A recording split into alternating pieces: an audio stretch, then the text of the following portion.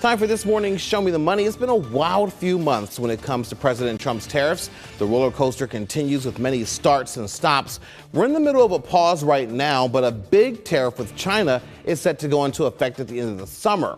So what effect does this have on your wallet? Tariffs are essentially taxes on imported goods. Now, the general intention there is to help protect domestic industries and maybe raise revenue for the government in the process. But ultimately, they are fees or taxes that the importer pays. Jason Moyer is a senior analyst at financial services company The Motley Fool.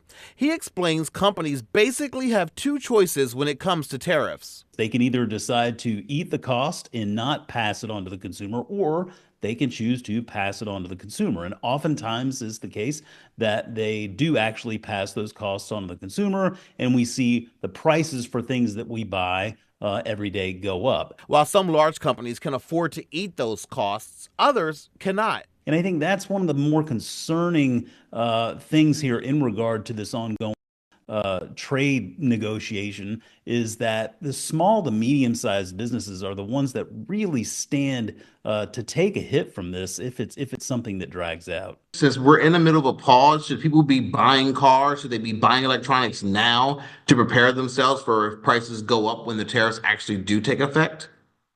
Well, I think doing that essentially is making a bet on what you think the future will hold.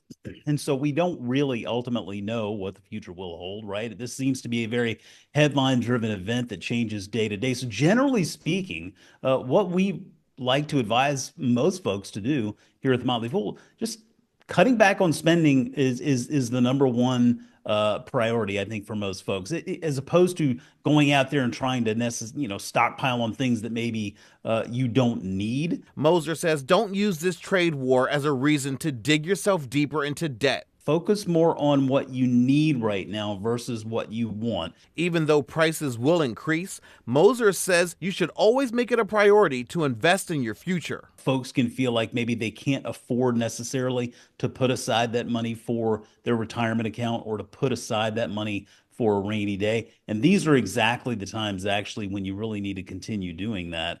And that's something we continue to recommend for folks to do even now.